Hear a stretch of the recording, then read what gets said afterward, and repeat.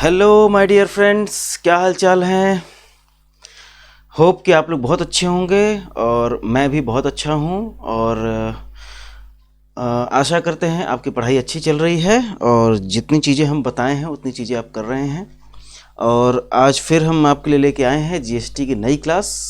और नए क्लास में आज हम लोगों को शेड्यूल 2 के आगे बढ़ना है। शेड्यूल 2 कल हम लोग कंप्लीट कर चुके थे। शेड्यूल 2 का एक क्विक रिवीजन फटाफट हम लोग कर लेते हैं जो कल हम लोगों ने पढ़ा था। ठीक, तो हम लोगों ने कल सात टाइप का शेड्यूल 2 पढ़ा था। सबसे पहला था ट्रांसफ़र।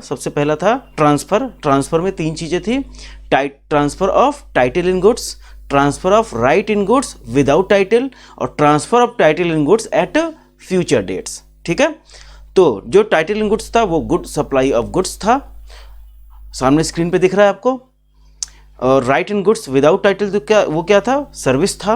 और title in goods at future date वो क्या था, वो भी गुड्स था। फिर सेकंड हम लोग आए थे लैंड एंड बिल्डिंग पे। तो सबसे पहला था लीज, टेनेंसी, ईजमेंट और लाइसेंस, किसका, लैंड का, ये था सर्विस। और बिल्डिंग का क्या था, लीज और लेटिंग आउट ऑफ बिल्डिंग, ये क्या था, सर्विस था।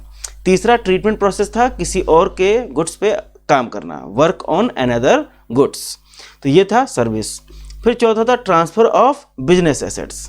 ट्रांसफ़र ऑफ बिजनेस एसेट्स, इसमें तीन थे कि बिजनेस एसेट्स ट्रांसफ़र की जा रही है, डिस्पोज की जा रही है, तो सप्लाई ऑफ गुड्स।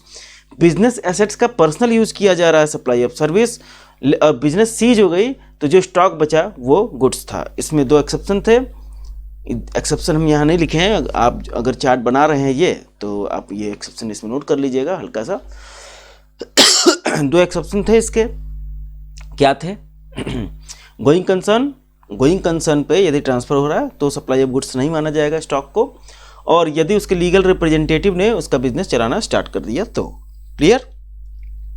अब आइए पांचवा था, पांचवे में हम लोगों ने 6 पढ़ा था, रेंटिंग ऑफ इम्यूवेबल प्रॉपर्टी। और पांचवे की खास बात यह है कि सारा सप्लाई ऑफ सर्विस है, पांचवे में जितनी भी चीज़ें हैं सारा का सारा सप्लाई ऑफ सर्विस है। तो ए पॉइंट क्या था, renting of immovable property, supply of service. Construction of complex building, लेकिन कंसिडरेशन कुछ ना कुछ कंप्लीशन सर्टिफिकेट मिलने के पहले मिल जाना चाहिए था, supply of service. Temporary transfer of intellectual property right, IPR, supply of service. Software का डेवलपमेंट करवाए, supply of service. Refrain from act, tolerate act, to do an act, तो ये क्या था, सप्लाई ऑफ सर्विस। फिर transfer of right to use any goods, ये common वाला था कि भाई किसी भी गुड्स को आप राइट टू यूज दे रहे हैं, किसी भी पर्पज के लिए दे रहे हैं, सप्लाई ऑफ सर्विस हो गई। फिर छठा था, छठे में 2 थे, वर्क कॉन्ट्रैक्ट और रेस्टोरेंट, दोनों क्या थे, सर्विस थे। और 7 था अनइनकॉर्पोरेटेड एसोसिएशन, यदि सप्लाई ऑफ गुड्स करती है अपने मेंबर्स को तो वो उसको सप्लाई ऑफ गुड्स माना जाएगा। क्लियर। शेड्यूल 2 हम लोग का कंप्लीट हो गया। एक बार देखिए हम लोगों ने जो चीजें की थी वो देखिए क्या था। सबसे पहले देखिए रेलेवेंट डेफिनेशन किए थे 4, फिर 7(1) किया, वो क्या था, supply includes all forms of supply plus consideration और बिजनेस भी होना चाहिए। 7(1)(b) क्या था, इंपोर्ट ऑफ सर्विस की बात करता था, प्लस कंसिडरेशन और बिजनेस हो चाहे ना हो। 7(1)(c) किसकी बात करता था, विदाउट कंसिडरेशन की बात करता था, जिसकी बात हम लोगों ने कब की थी, शेड्यूल 1 में। 7(1)(a) कहता था कि अगर 7(1) में सप्लाई हुई तो वो सप्लाई ऑफ गुड्स है कि सप्लाई ऑफ सर्विस है, वो हम लोग करेंगे शेड्यूल 2 में। क्लियर है। तो यहां तक हम लोग का एनालिसिस विथ सारा नोटिफिकेशन क्लैरिफिकेशन कंप्लीट हो गया।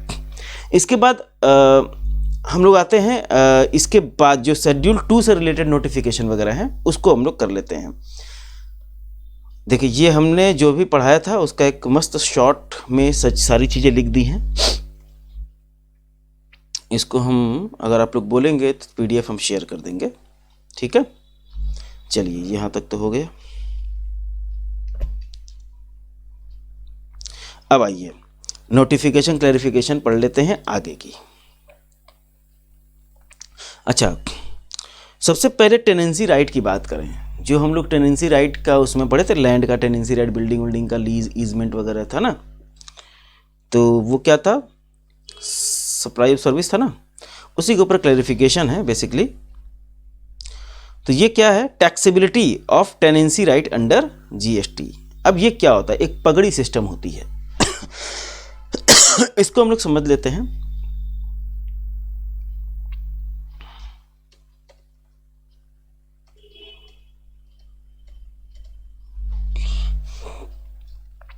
टेनेंसी राइट को हम लोग समझ लेते हैं क्या है ये।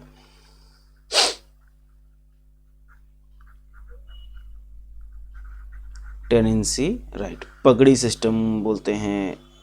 और यहाँ जैसे अगर अपने वाराणसी की बात करें तो यहाँ पे हम लोग नजराना बोलते हैं। नजराना हम लोग नजराना देते हैं। जैसे हम लोग जाते हैं कोई दुकान किराए पे लेने, तो अब से नॉर्मली जैसा आदमी किराए पे लेगा बिना नजराने का, तो वही दुकान 20-20 हज़ार रुपये में मिलती है। यहाँ पे 20 हज़ार, कोई 25 हज़ार लेता है, ठीक है। लेकिन यदि हमने नजराना दे दिया, उस दुकान का 10 लाख रुपए नजराना दे दिया, तो हमको फिर सीधे उसका किराया मतलब 10 लाख उसके बाद जमा रहेगा। मेरा 10 लाख हमने नजराना दिया, उसके बाद जमा रहेगा। जब भी हम दुकान छोड़ेंगे वो 10 लाख हमको वापस मिल जाएगा। लेकिन हमारा किराया कम हो जाता है। वो बोलता है 10 लाख नजराना आप देंगे तो भैया हर महीने आप 1500 या 2000 रुपये जो भी एक नॉमिनल किराया फिक्स कर देते हैं कि 2000 रुपये किराया आप दीजिए और आराम से यूज करिए इसको, और 10 लाख उसके बाद जमा रहता है। जब हम दुकान छोड़ते हैं तो वो हमको 10 लाख वापस करता है। तो इस तरह की चीज़ों को टेनेंसी राइट बोलते हैं बेसिकली, कि हम एक नजराना दे के एक हम टेनेंसी राइट ले लिए, मतलब हमारा किराएदारी का अधिकार हो गया। अब ये अधिकार क्या हम किसी और को बेच सकते हैं? हाँ, बेच सकते हैं। महाराष्ट्र में तो इसके लिए बाकायदा नियम है, रेंटल का पूरा नियम है, पूरा वो लॉ बना हुआ है। हालांकि बनारस में ऐसा कुछ लॉ वगैरह नहीं है, यहाँ सारी चीज़ें अंडरस्टैंडिंग पे चलती हैं। बट महाराष्ट्र की बात करेंगे तो वहाँ पे पूरा लॉ बना हुआ है, ठीक है। तो भैया हम चाहें तो इसको बेच भी सकते हैं। भाई हम जैसे किराया 2000 रुपये दे रहे हैं, ठीक, उस जगह का, क्योंकि हमने तो वो ली है, हमने क्या किया है, हमने टेनेंसी राइट ले रखी है, हमने पगड़ी दे रखी है, मतलब नजराना दे रखा है, ठीक है। तो अब हम क्या करेंगे, जब हम इसको किसी और को किराए पे देंगे, ट्रांसफ़र करेंगे, मतलब उसको अपनी टेनेंसी राइट ट्रांसफ़र कर देंगे, क्योंकि हम किराए पर लिए हुए हैं, तुम आके रहो, तुम आके अपना रहो, अपना दुकान चलाओ। तो हम उससे क्या करेंगे, हम उससे बोलेंगे कि भैया ऐसा है कि हमने आज से 5 साल पहले ये दुकान किराए पे लिया था, तो 10 लाख रुपए नजराना दिया था, चाहे पगड़ी दी थी, 10 लाख रुपए दी थी। आप एक काम करो, अब 12 लाख रुपए हमको दे दो, क्योंकि अब 10 लाख के हिसाब से 5 साल बाद कुछ तो उसकी वैल्यू बढ़ेगी ना। तो 12 लाख रुपए हम उससे पगड़ी लेके उसको हम टेनेंसी राइट ट्रांसफ़र कर देते। उससे मकान मालिक को कोई लेना देना नहीं है, मकान मालिक को कोई लेना देना नहीं है। हाँ, उसमें एक एग्रीमेंट होता है। हाँ, उसमें जैसे जो नियम की बात करें, महाराष्ट्र में जो नियम है उसके हिसाब से बात करें तो उसमें होता ये है कि जैसे हमने 10 लाख की पगड़ी का 12 लाख रुपए लिया, तो वो जो 12 लाख में 2 लाख एक्स्ट्रा लिए ना, उसमें हमको कुछ जो भी परसेंटेज होते हैं, नॉर्मली आधा आधा होते हैं, तो उसमें क्या 1 लाख रुपए हम रखते हैं, 1 लाख रुपए मकान मालिक को देते हैं, ताकि वो कुछ अड़ंगा ना लगा सके, उसको भी फायदा हो रहा है, उसकी भी पगड़ी बढ़ गई। लेकिन अब ये समझिए कि अब टेनेंसी राइट किसके पास आ गई? टेनेंसी राइट आ गई आपका जिसने 12 लाख दिया। अब ये समझिए, अब वो किसी और को बेच सकता है, 12 लाख का 14 लाख में बेच देगा ना। लास्ट में जो जितना दिया रहेगा वो जैसे छोड़ेगा तो मकान मालिक को देना पड़ेगा, वापस करना पड़ेगा पगड़ी। तो ये था एक पगड़ी सिस्टम। तो इसमें क्या होता है कि सबसे पहले आप ये समझिए ट्रांजैक्शन कहाँ हो रहे हैं, जीएसटी कहाँ पे इन्वॉल्व करने की बात हो रही है इस ट्रांजैक्शन में, वो चीज़ें देखनी ज़रूरी हैं। तो यहाँ पे आप समझिए कि उसको क्या बोलते हैं, मकान मालिक, ओनर की यदि बात कर लें, ये ओनर हो गया, ठीक है, ये ओनर हो गया, ये किराएदार हो गया। किराएदार को क्या बोलते हैं, ठीक है, मतलब समझिए कि ये लेसर हो गया एक तरह से, आप लेसर बोल के समझ लीजिए, और ये लीसी हो गया, ठीक है, ऐसा समझिए, किराएदार जिसको बोलते हैं।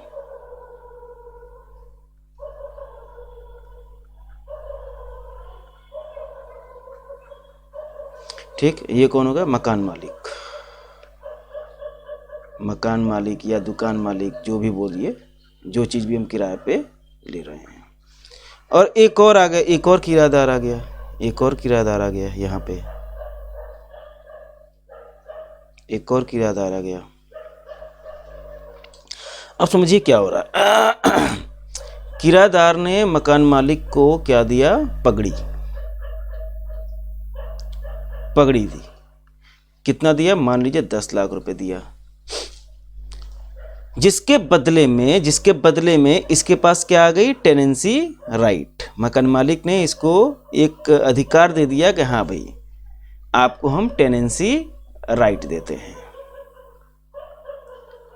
अब ये टेनेंसी राइट, भाई पगड़ी 10 लाख मकान मालिक का और टेनेंसी राइट किसकी? किराएदार की। अब ये चाहे, ये किराएदार चाहे तो किसी और किराएदार को ये टेनेंसी राइट ट्रांसफ़र कर सकता है और बदले में ये किराएदार इसको पगड़ी देगा। तो ये भाई निकल लिया, ये तो पहला वाला किराएदार तो निकल लिया भाई, इसका 10 लाख रुपए जो है वो रिकवर हो गया। अब भाई अब तुम समझो, अब तुम नए किराएदार हो गए, अब तुम समझो और ये समझे। तो ये कहेगा कि भाई हमको क्या मतलब है, हम तो 10 लाख रुपए लिए थे, हम तो 10 लाख रुपए लिए थे और हमको उससे क्या मतलब, हम तो तुमको जानते हैं, तुम किसी और को रख रहे हो। तो इस वजह से जो अधिक आती है एक्सेस पगड़ी, एक्सेस पगड़ी में कुछ आधा आधा ये लोग करते हैं नॉर्मली, ये लोग ये और ये क्या करेंगे? आधा आधा कर लेंगे एक्सेस पगड़ी में। इसको अगर अब ये छोड़ के जाएगा ना, अगर ये किसी और को नहीं बेचता, छोड़ के जाता, तो इसको तो 10 लाख ही मिलेगा। ये तो तय रहता है कि भाई 10 लाख की पगड़ी है, लेकिन हमने 5 साल पहले दी थी, तो भैया हमको 2 लाख रुपए टेनेंसी प्रीमियम चाहिए, टेनेंसी प्रीमियम चाहिए। ठीक है, तो ये हुई। अब देखिए, अब यहाँ पे जीएसटी कहाँ आई? यहाँ तो आई नहीं, यहाँ तो आई नहीं, यहाँ क्योंकि सेल परचेज तो हुआ नहीं। लेकिन अब इस किराएदार और इस किराएदार की बात करें तो इसने 10 लाख में टेनेंसी राइट खरीदी और 12 लाख में टेनेंसी राइट बेच दी, तो यहाँ तो 2 लाख का फायदा हो गया ना भाई, यहाँ तो 2 लाख का फायदा हो गया। यहाँ पे कहीं ना कहीं जीएसटी आ गई ना भाई, ट्रांजैक्शन दिख गया ना। अब इसको हम लोग क्या करते हैं, पढ़ लेते हैं, उसके बाद फिर आते हैं इस ट्रांजैक्शन को दोबारा समझेंगे। ठीक है, क्लियर है भाई? आराम से चलेंगे, चीज़ों को समझते हुए, दिलों में उतारते हुए। ठीक, कोई भी चीज़ ऐसा नहीं जो समझ में नहीं आएगी। तो भैया सुनिए, पगड़ी सिस्टम एक होता है, इसको क्या बोलते हैं अगर इंग्लिश में बोला जाए तो? Transfer of tenancy right against tenancy premium. Tenancy right का transfer against tenancy premium is prevalent in some state. कुछ राज्यों में इस तरह कहानियाँ चलती है, जैसे बताया महाराष्ट्र में ये सब चीज़ें होती हैं। तो in pagdi system the tenant acquires tenancy right, ये सब कलकत्ते में भी होता है, अपने वेस्ट बंगाल में भी है ऐसा चक्कर। वेस्ट बंगाल में क्या होता है कि जो अपने चॉल हाउस वगैरह होते हैं, तो चॉल हाउस तो भाई ठीक है, वो आप अगर आप खरीदने जाएंगे, जैसे मान लीजिए कि आपके पास जी कई लोग फ्लैट खरीदते हैं, लेकिन जो चॉल हाउस में रहते हैं वो चॉल भी तो खरीदते हैं, तो उसमें ऐसा पगड़ी सिस्टम होता है। जो मालिक होता है ना, वो ठीक है कुछ नॉमिनल 100 रुपये 200 रुपये किराया लेता है हर महीने का उनसे, लेकिन बदले में तगड़ा प्रीमियम लेता है वो। जैसे समझिए कि अगर कोई ऑलरेडी उसमें रह रहा है, मान लीजिए कि वो 20 साल पहले वो 5 लाख की पगड़ी देके रहना चालू किया था और 100 रुपये उसका किराया है, तो मकान मालिक को सिर्फ 100 रुपये से मतलब है, क्योंकि वो टेनेंसी राइट किसके पास है? जो भी मकान में रह रहा है। अब कोई दूसरा उस चॉल हाउस को उससे खरीदना चाहता है तो मकान मालिक से संपर्क नहीं कर सकता है, क्योंकि मकान मालिक ने तो टेनेंसी राइट उसको बेच रखी है।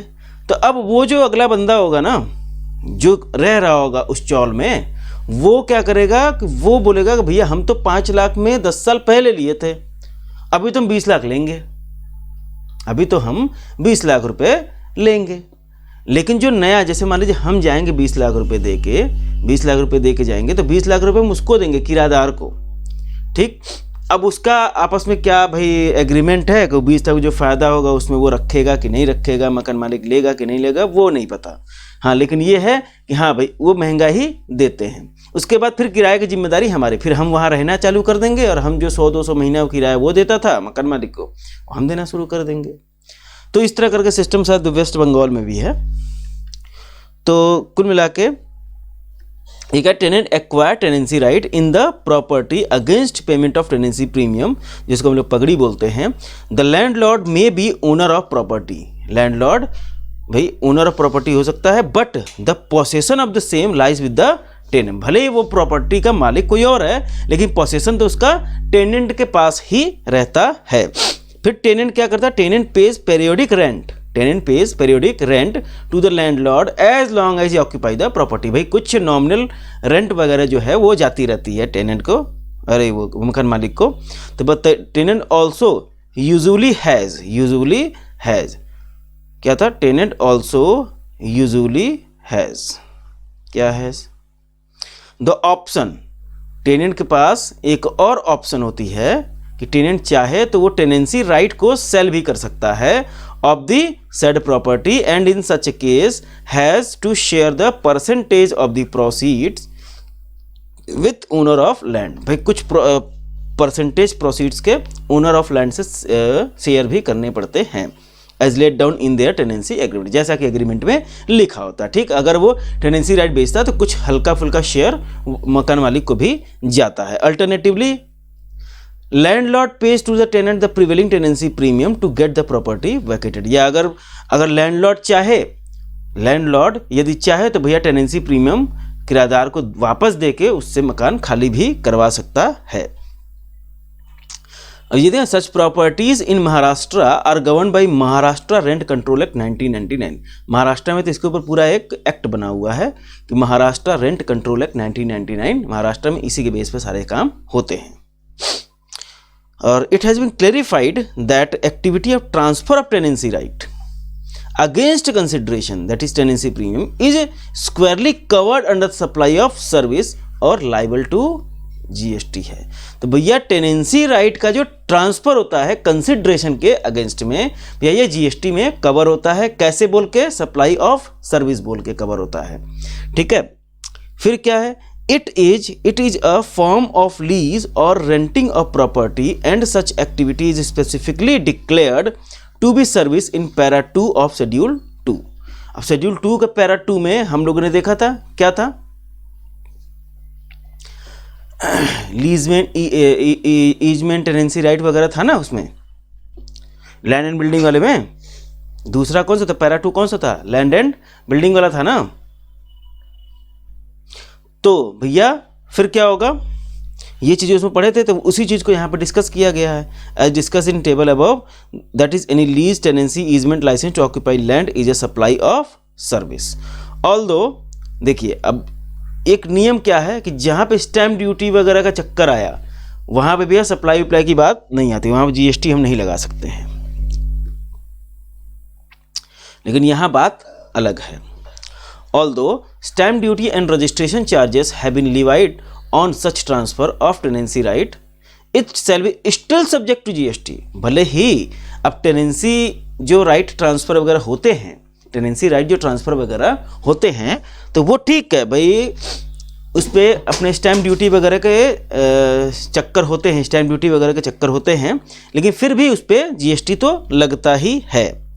merely because a transaction supply involve execution of document which may require registration and payment of registration fee and stamp duty would not preclude them from the scope of supply। सिर्फ ये बोल के कि भैया इस पर स्टैम्प ड्यूटी लग रहा है, रजिस्ट्रेशन हो रहा है, ये हो रहा है, वो हो रहा है, तो ये बोल के भैया आप बच नहीं सकते हैं जीएसटी से, ये कहने का मतलब है इसका। The transfer of tenancy right can not be treated as sale of land building. जाहिर सी बात है भाई, ट्रांसफर हो रहा है टेनेंसी राइट का ना, सेल परचेज तो हो नहीं रहा है, क्योंकि पैरा 5 ऑफ शेड्यूल 3 में देखेंगे तो transfer of tenancy right can not be treated as sale of land building in para 5 of schedule 3, thus it is not a negative list activity. तो चूंकि अब ये sale of land and building देखेंगे, अभी हम लोग शेड्यूल 3 पढ़ेंगे, negative list पढ़ेंगे, जो ना ही सप्लाई ऑफ सर्विस होते हैं ना ही सप्लाई ऑफ गुड्स होते हैं। तो उसमें क्या होता है कि भाई ठीक है, ना ही सप्लाई ऑफ गुड्स है ना ही सप्लाई ऑफ सर्विस है, तो उसमें क्या है, sale of land and building आता है। ठीक है, sale of land and building except para 2 वाला जो अपने वो किए थे कंस्ट्रक्शन वाला, कंस्ट्रक्शन वाला था ना कि जिसमें अपने वो कर रहे थे, 1 मिनट चार्ज में लगा दें।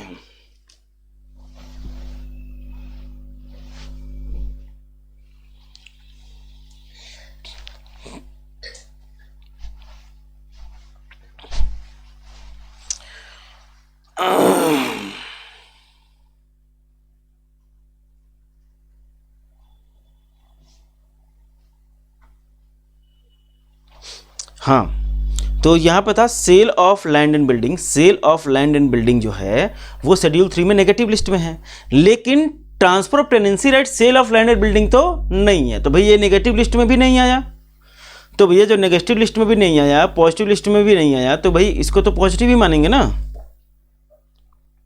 तो this concept discussed under next heading, मतलब ठीक है, अगले हेडिंग में शेड्यूल 3 भी हम लोग करेंगे। And consequently a consideration for the said activity shall attract levy of GST. चूंकि कंसिडरेशन इन्वॉल्व है तो भैया जीएसटी लग जाती है। अब इसको यदि सम अप किया जाए, अगर इसको सम अप किया जाए तो सम अप करने के लिए क्या करेंगे, the activity of transfer of tenancy right is स्क्वायरली cover under the scope of supply and taxable पर से। भाई स्कोप ऑफ सप्लाई में भी आता है और टैक्सेबल भी है।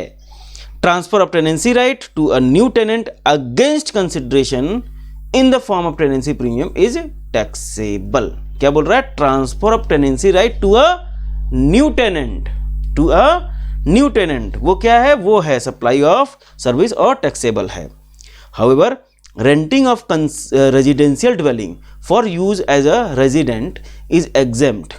भाई अगर हम लोग एग्जेम्पशन का चैप्टर में पढ़ेंगे कि रेजिडेंशियल काम में अगर ये चीज़ें हो रही हैं, रेजिडेंशियल ड्वेलिंग है, रेजिडेंशियल जो चॉल हाउस की हम बात कर रहे थे या जो दुकान की बात कर रहे थे, तो अगर देखिए दुकान तो अलग चीज़ हो गई, तो दुकान में अगर ये सब काम हो रहा है, टेनेंसी राइट्स का खरीदना बेचना, तो वहाँ तो जीएसटी लगेगा। लेकिन रहने के घर में, रहने का यदि घर है तो वो भाई एग्जेम्प्ट है जीएसटी में, रहने का घर है तो वो जीएसटी में एग्जेम्प्ट है। हालांकि सप्लाई में आता है लेकिन जीएसटी में एग्जेम्प्ट है, ठीक है। Hence grant of tenancy right in a residential dwelling for use of resident dwelling against tenancy premium or periodic rent or both is exempt as regards services provided by outgoing tenant by way of surrendering the tenancy right against consideration in the form of portion if tenancy premium is liable to GST। अब ये क्या बोल रहा है, इसको समझिए, इसको जरा फिर से पढ़ते हैं। As regards services provided by outgoing tenant मतलब जो जा रहा है, by way of surrendering the tenancy right, वो tenancy right surrender करके जा रहा है against consideration in form of a portion of tenancy premium। tenancy premium के अगेंस्ट में अपना tenancy right ट्रांसफर करके जा रहा है, तो उसके ऊपर तो जीएसटी भैया लग जाएगी, उसके ऊपर तो जीएसटी भैया लग जाएगी। ये कौन सा सर्कुलर है, सर्कुलर नंबर 44/2018, डेटेड है 2/5/2018 की। अब इसमें देखते हैं इसके लिए कोई एग्जाम्पल वगैरह दिया है कि नहीं। तो भाई कुल मिला के क्या हुई कि भाई ये जीएसटी में तो आता है, लेकिन जहाँ रेजिडेंशियल ड्वेलिंग की बात आएगी वहाँ जीएसटी में ये एग्जेम्प्ट है, ठीक है। हालांकि इसके ऊपर भी अभी एग्जाम्पशन के ऊपर डिटेल में चर्चा होगी एंट्री नंबर 12 में, ठीक है, अपने चैप्टर नंबर 4 पे जब आएंगे। अब आइए एक और कॉन्सेप्ट है जॉइंट वेंचर का। तो भैया यहाँ पे हम लोग समझने वाले थे, यहाँ पे जो हम लोग किए थे, तो ये आपका जीएसटी में नहीं आएगा, ये जीएसटी में नहीं आएगा, ये जीएसटी में आ जाएगा, ठीक। लेकिन रेजिडेंशियल होगा तो एग्जेम्प्ट है। और एक लास्ट में बोला था अगर ये किराएदार जो है सरेंडर कर दे रहा है, सरेंडर करके जा रहा है, तो ये भी जीएसटी में आ जाएगा। खैर वो तो बात की बात है। चलिए अभी देखते हैं हम लोग नेक्स्ट कॉन्सेप्ट पे आते हैं, जॉइंट वेंचर के। इसमें आप समझिए कि अगर ये 4 बंदे किसी जॉइंट वेंचर में हैं, मिलके कोई जॉइंट वेंचर खोलते हैं, इनको मान लीजिए कोई मशीन की ज़रूरत है अपने व्यापार के लिए, तो चारों क्या करते हैं, वो मशीन कितने की आती है, 400 रुपये की। तो 400 रुपये की आती है, तो ये लोग चारों क्या करते हैं, 100 रुपये मिलाते हैं 4 लोग, 400 रुपये मिल जाता है, तो 400 रुपये का परचेज कर लेते हैं मशीन। तो भाई कोई दिक्कत वाली बात नहीं है, मशीन परचेज करके ले आएंगे, अपना यूज करेंगे। लेकिन अगर ये बंदा बोलता है ये 400 इकट्ठा हो गया और 400 ये क्या किया, ये इस बंदे ने ले लिया, बोला कि भैया 400 हमको दो, मेरे पास मशीन पड़ी है, मैं जॉइंट वेंचर को मशीन दे दूंगा।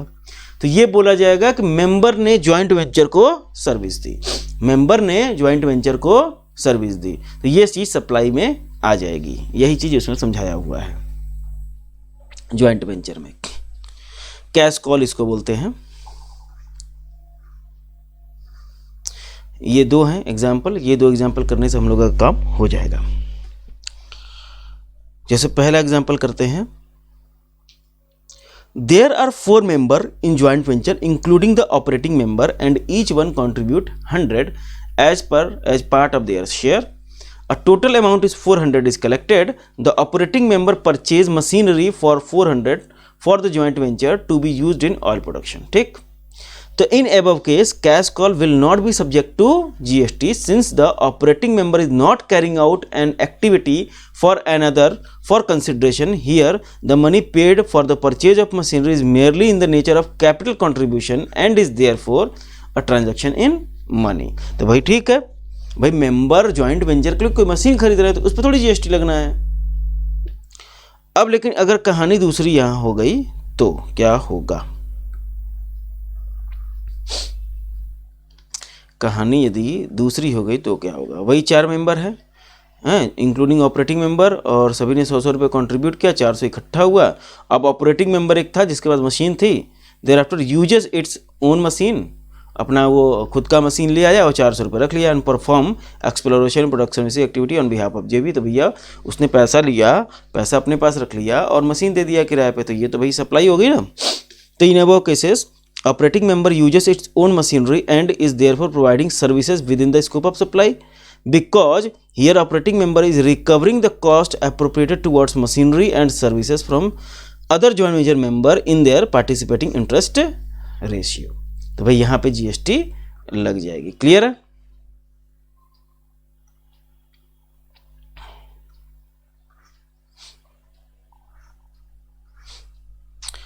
अब एक आता है PSLR, priority sector lending certificate. Priority sector lending certificate ये क्या होता है, इसको समझ लेते हैं। प्रायोरिटी सेक्टर लेंडिंग सर्टिफिकेट, इसको समझिए जैसे एक बैंक है, जैसे एक बैंक की ब्रांच है बेसिकली, ठीक है। अब इस बैंक को टारगेट दिया गया कि भाई तुमको किसानों को तुमको 500 करोड़ का नहीं 1000 करोड़ का लोन देना है। बैंक को ये टारगेट दिया गया जिसमें इस ब्रांच का टारगेट, इस ब्रांच के ऊपर टारगेट आया कि भाई तुम पर्टिकुलर ब्रांच 100 करोड़ का टारगेट पूरा करोगे, 100 करोड़ तुमको किसानों को लोन देना है। ये बैंक, इस बैंक ब्रांच के ऊपर रिस्पॉन्सिबिलिटी आई, या इस बैंक के ऊपर 1000 करोड़ की आई। ठीक, तो ठीक है, अगर इस बैंक ब्रांच ने 100 करोड़ की जगह यदि 200 करोड़ का लोन दे दिया, प्रायोरिटी सेक्टर मतलब किसान को जिनको प्रायोरिटी दी जाती है लोन वगैरह देने में, तो उसको बोलते हैं प्रायोरिटी सेक्टर लेंडिंग। इसने 200 दे दी और टोटल इसके सारे ब्रांच, इस बैंक के सारे ब्रांच अल्ट्रा परफॉर्म किए, तो इसको भैया कितने का हो गया 1500, इसका टोटल टारगेट 1500 पूरा हो गया, 1500 पूरा हो गया ना। तो भाई आप ये समझिए या इसको ऐसे समझिए, रुकिए, ये ब्रांच वाइज बैंक वाइज ना आप कंफ्यूज हो जाएंगे।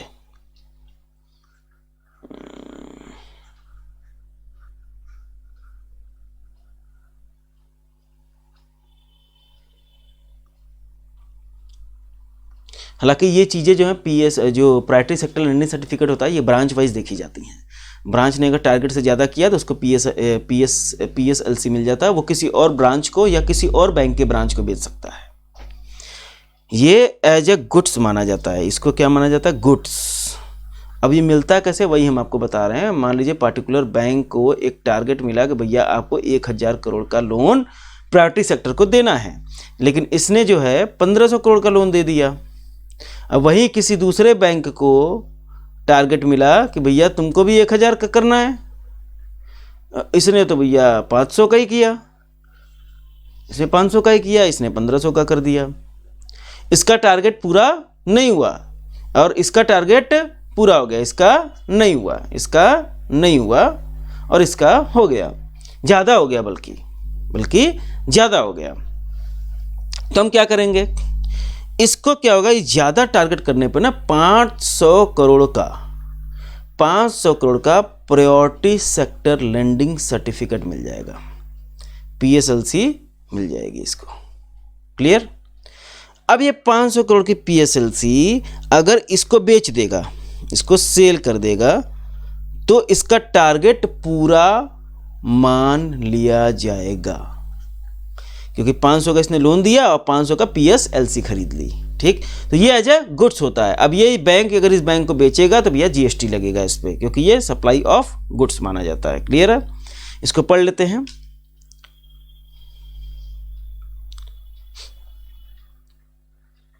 RBI's FAQs on PSLC have been construed that PSLC are in the nature of goods. PSLC are not security. Security नहीं वो बोल सकते हैं इसको, लेकिन goods मान सकते हैं। PSLC are akin to freely tradable duty script, renewable energy certificate, REP license या replacement license, which earlier attract VAT. भाई इसके पहले इस पे VAT भी लगते थे। In GST there is no exemption available to trading in PSLC, thus PSLC are taxable as a goods. कोई एग्जाम्पशन इस पे नहीं दी गई है GST में भी। तो GST payable on certificate would be available as ITC to the bank buying the certificate. एकदम नॉर्मल जैसे ITC सब लेते हैं, वैसे बैंक भी जो PSLC खरीदेगा तो उस पर वो ITC ले लेगा। Further, nature of supply of PSLC between bank is supply of goods in the course of interstate trade or commerce. Accordingly, IGST shall be payable on the supply of PSLC trade over e-Kuber portal of RBI. ये e-Kuber portal होता है, वहाँ पे ये सब चीज़ें खरीदी बेची जाती हैं। ठीक है, तो कुल मिला के ये कहानी हुई। इंटरस्टेट है तो IGST लगेगा, इंट्रास्टेट है तो CGST SGST लगेगा। ठीक है, अब आइए शेड्यूल 3 पे आते हैं। कहाँ पे आते हैं? शेड्यूल 3 पे।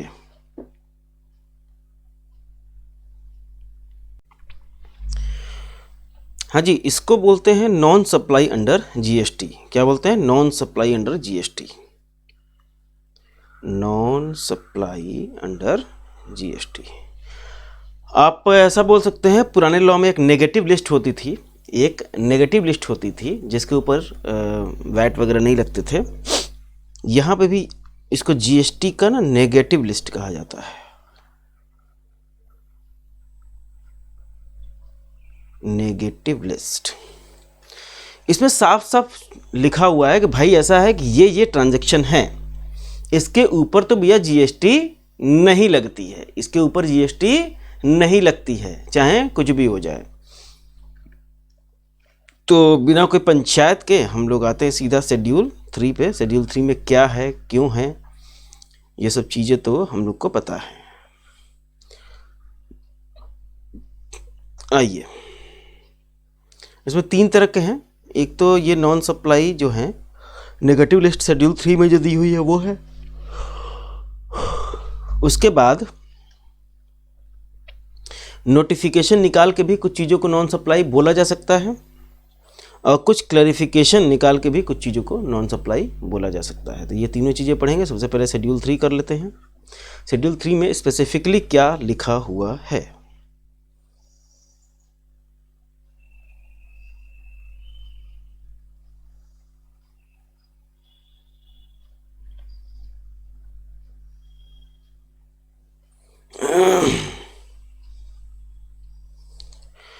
हाँ, अब इसमें भैया non supply listed in schedule 3 क्या है? सबसे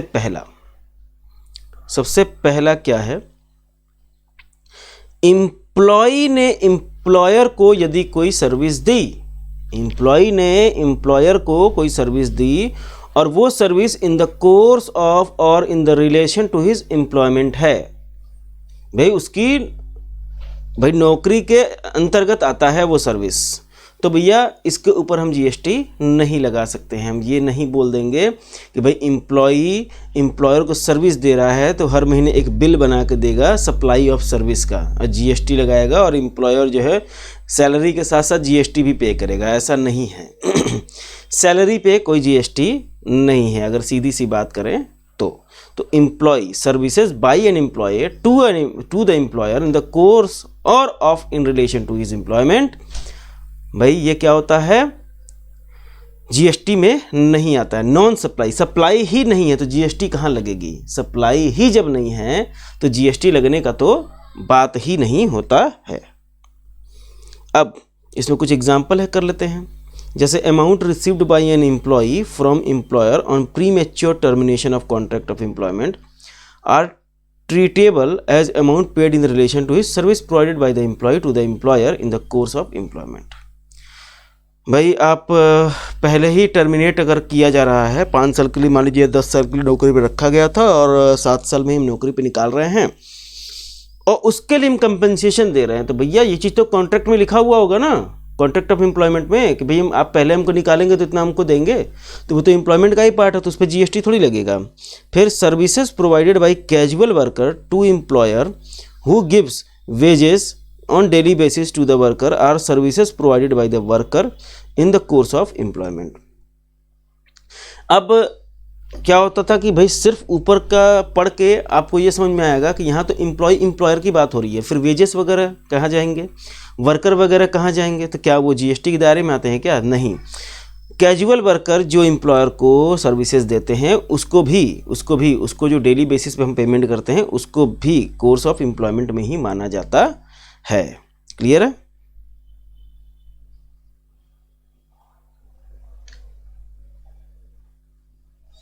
और फिर क्या है, casual worker employed by construction contract for execution of a building contract for him are services in the course of employment. मतलब एक बिल्डर है वो यदि कैजुअल वर्कर अपने यहाँ लगाता है अपने काम के लिए, तो वो तो एम्प्लॉयमेंट के अंतर्गत ही आता है। सिमिलरली अगर इस तरह बात करें तो casual worker employed by the security services agency for provision of security services to a client और also services in the course of employment. अब सिक्योरिटी सर्विसेज एजेंसी जो एम्प्लॉय को हायर करती हैं अपने क्लाइंट को सिक्योरिटी सर्विस देने के लिए, तो वो तो इन द कोर्स और फर्दरेंस ऑफ एम्प्लॉयमेंट होता है। बट सिक्योरिटी सर्विसेज वाली जो कंपनियां होती हैं वो अपने क्लाइंट को जो सर्विस देती हैं, सिक्योरिटी सर्विस एजेंसी का अपने जो एम्प्लॉय के साथ रिलेशन है उस पर जीएसटी नहीं लगेगा, लेकिन सिक्योरिटी सर्विसेज एजेंसी का जो अपने क्लाइंट के साथ रिलेशनशिप है, जो ट्रांजैक्शन है, वो सर्विस प्रोवाइड कर रही है सिक्योरिटी की थ्रू हिज एम्प्लॉय, तो वो जीएसटी के दायरे में आता है। इसको एक बार ऐसे समझ लेते हैं।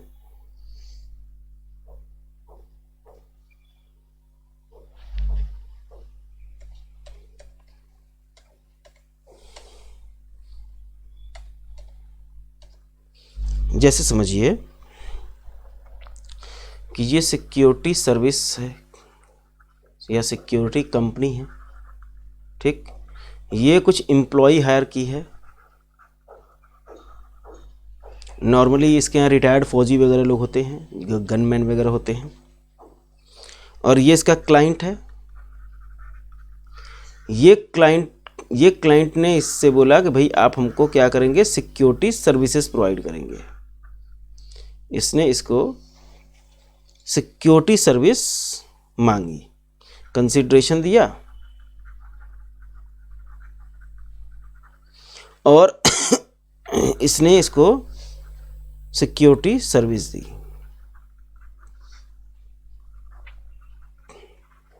अब ये एम्प्लॉय क्या करता है, क्लाइंट के यहाँ जाता है, दिन भर बंदूक लेकर बैठा रहता है, जो भी आता है जाता है, देखता है, चेक करता है, जो भी भाई सिक्योरिटी से रिलेटेड जो भी सर्विसेज है, गनमैन वहाँ गेट पे खड़ा रहता है एनी टाइम। तो भाई ये गया। अब इसका मतलब ये नहीं कि जब ये क्लाइंट क्या है ना, क्लाइंट जो है इस एम्प्लॉय को पैसा नहीं देता, जो वहाँ पे दिन भर खड़ा रहता है ना उसको पैसा नहीं देता है। ये एम्प्लॉय कहाँ से पैसा लेता है, ये सिक्योरिटी कंपनी से पैसा लेता है, क्योंकि ये इसका एम्प्लॉय है। तो इन दोनों के बीच में जो कॉन्ट्रैक्ट है उस पर जीएसटी नहीं लगता है, लेकिन ये सिक्योरिटी सर्विस प्रोवाइड की गई उसके बदले में इसने जो कंसिडरेशन दिया है, तो भाई ये क्या करता है, ये कैसे सिक्योरिटी कंपनी एक बिल बनाता है, कैसे बनाता है क्लाइंट को कि भाई सिक्योरिटी चार्जेस में इसका सैलरी जोड़ता है प्लस सर्विस चार्ज जोड़ता है अपना।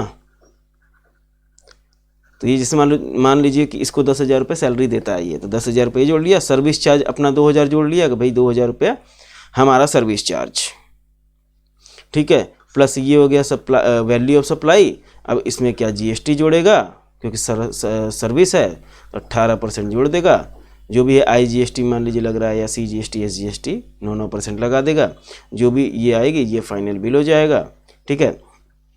ये बिल बनाता है, इस पे GST लगेगा भैया, लेकिन ये जो एम्प्लॉय को अपने सैलरी देगा उस पे GST नहीं लगेगा। क्लियर है?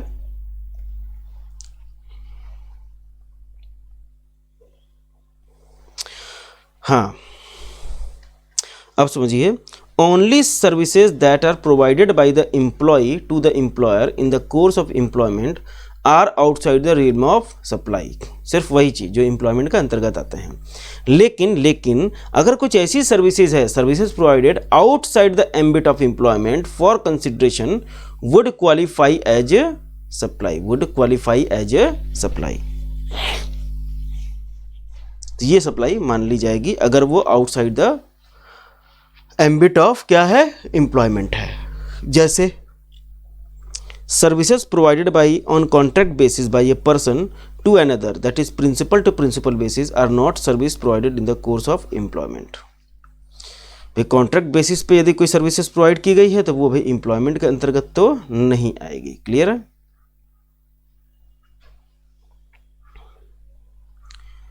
इसी का एक और एग्जाम्पल है एम्प्लॉय एम्प्लॉयर का। Any amount paid by employer to employee for not joining a competing business is paid for providing the service of forbearance to act and cannot be considered for providing a services in the course of employment।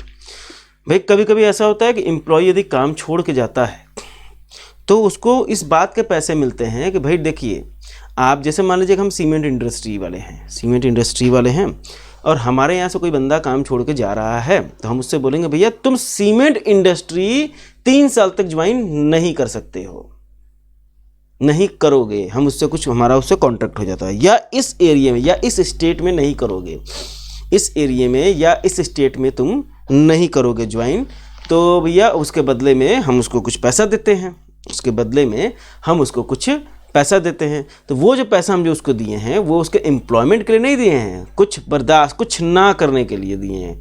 होता है ना, कुछ करने के लिए, कुछ ना करने के लिए, या कुछ सहने के लिए, कुछ बर्दाश्त करने के लिए। तो वही चीज़ है। तो कुल मिला के ये आपका जीएसटी में आ जाएगा। क्लियर है? फिर आते हैं सेकंड वाले पे।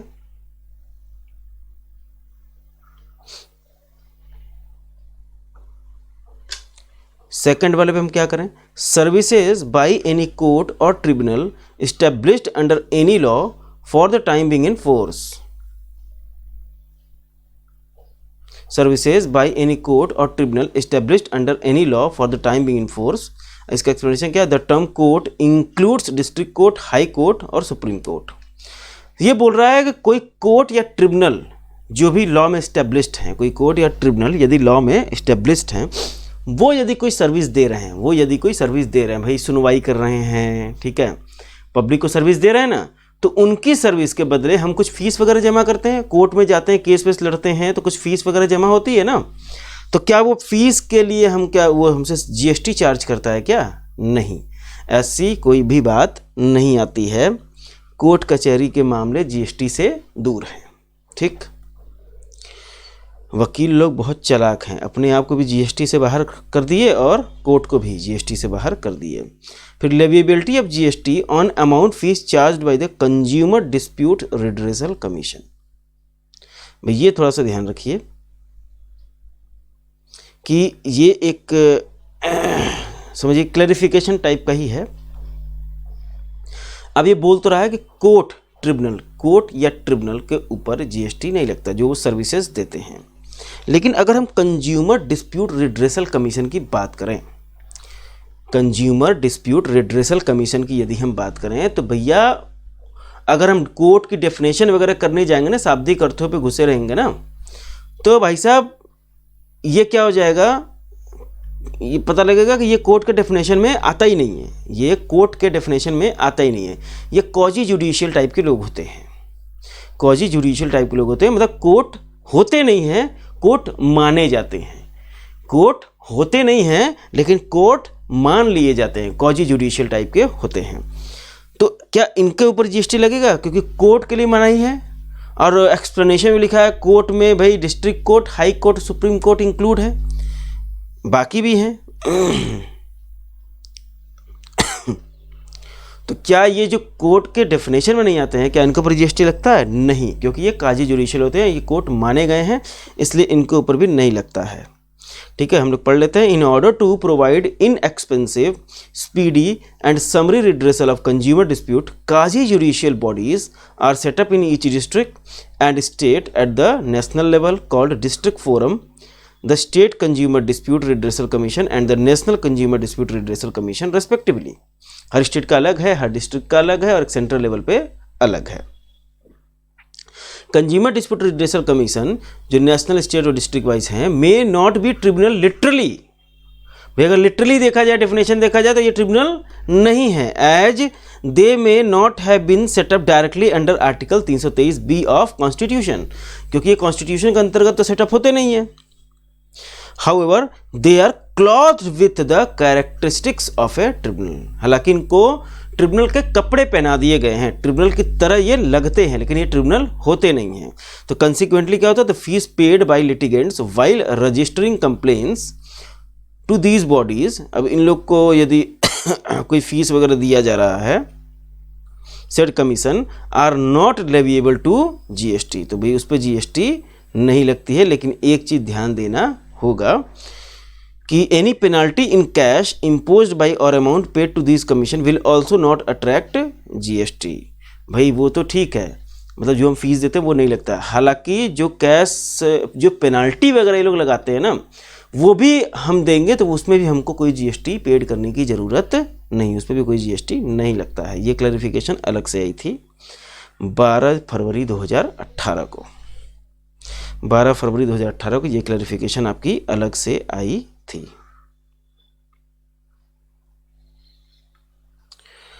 तीसरा पॉइंट क्या बोलता है?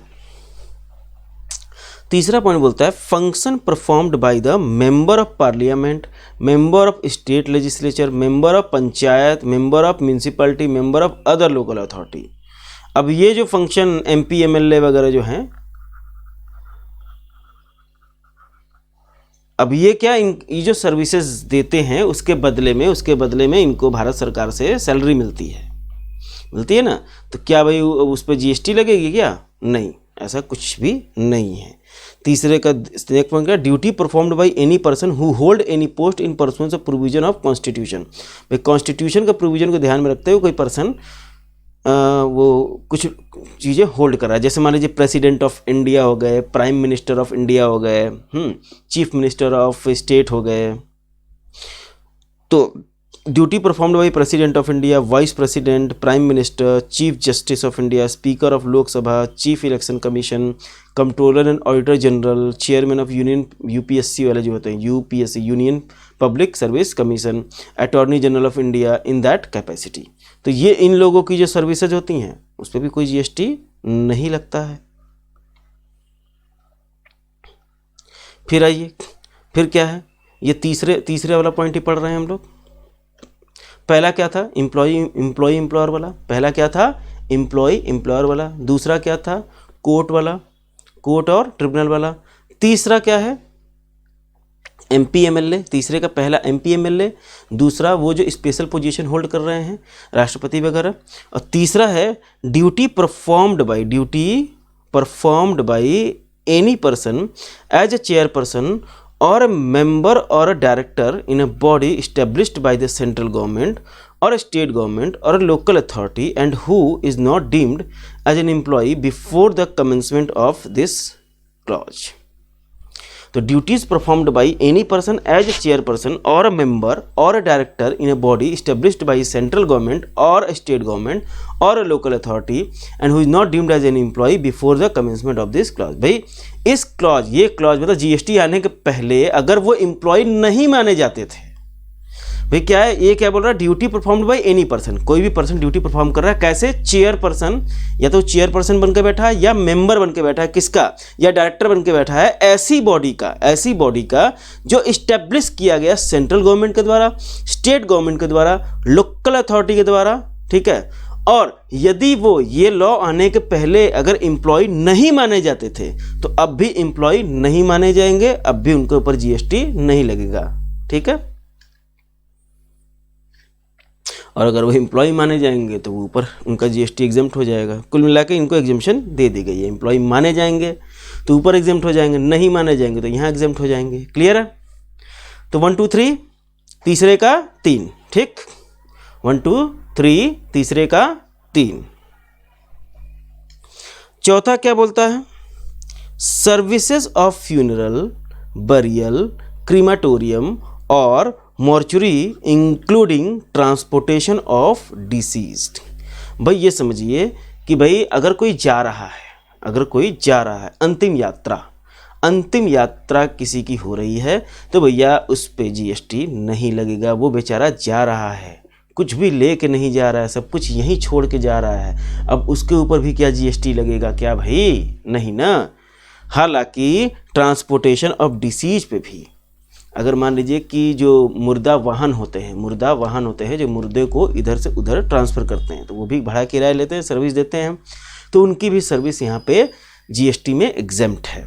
तो भाई फ्यूनरल करना, फ्यूनरल, बरियल, क्रीमेटोरियम, मॉर्चुरी, ये सब के जो सर्विसेज हैं इंक्लूडिंग ट्रांसपोर्टेशन ऑफ डिसीज मतलब मुर्दे का, एक जगह से दूसरे जगह हम ट्रांसफ़र करें, उसके बदले में कुछ भाड़ा ले रहे हैं, तो उसमें भैया नो जीएसटी, उसमें भी नो जीएसटी। जाते समय किसी को परेशान नहीं करना, ऐसा याद रखिए। पांचवा क्या है, थोड़ा सा ध्यान देने वाली बात है, sale of land, sale of building, लेकिन subject to paragraph 5B of schedule 2। 5B में क्या लिखा था भाई? 5B में क्या लिखा था? 5B में क्या लिखा था? आइए दिखा दें। 5 का B, construction of complex building, जिसमें कंसिडरेशन कंप्लीशन सर्टिफिकेट मिलने से पहले कुछ कंसिडरेशन मिल चुकी है हाथ में, तो भाई उस पर हम लोग क्या करते थे, उसको हम मानते थे सप्लाई ऑफ सर्विस। तो भाई बोल रहा है उसको छोड़ के उसको तो सप्लाई ऑफ सर्विस मानेंगे ना, वो छोड़ दो। अगर वो कंडीशन सेटिस्फाई नहीं हुई तो भैया सीधी सी बात है वो एग्जेम्प्ट उसको लगेगा ही नहीं। एग्जेम्प्ट मतलब वो सप्लाई ही फिर नहीं मानी जाएगी। अगर वो सप्लाई ऑफ सर्विस नहीं मानी गई, वहाँ पे अगर सप्लाई ऑफ सर्विस नहीं मानी गई तो यहाँ पे वो सप्लाई ही नहीं मानी जाएगी, सेल ऑफ लैंड हो चाहे सेल ऑफ बिल्डिंग हो। क्लियर है भाई? आगे बढ़ें। तो अपने क्या कर लिए भाई, 1 2 3 का 3, फिर 4 5। 1 2 क्या था, 1 में एम्प्लॉयर था, 2 में क्या था, कोर्ट और ट्रिब्यूनल था, 3 तीसरा में क्या था, एमपी, तीसरे का पहला, तीसरे में 3 थे, पहला क्या था एमपी एमएलए, दूसरा क्या था राष्ट्रपति वगैरह जो स्पेशल पोजीशन होल्ड कर रहे हैं, और तीसरा मतलब तीसरे का तीसरा क्या था कि ऐसे आदमी जो चेयरपर्सन, मेंबर या डायरेक्टर बन के बैठे हैं ऐसी संस्था पे, जो कौन स्टैब्लिश किया है, सीजी, एसजी या लोकल अथॉरिटी ने, और अगर वो एम्प्लॉय नहीं माने जा रहे थे जीएसटी आने के पहले, तो उनकी भी सर्विसेज जीएसटी में फ्री है, सप्लाई नहीं माने जाएंगे।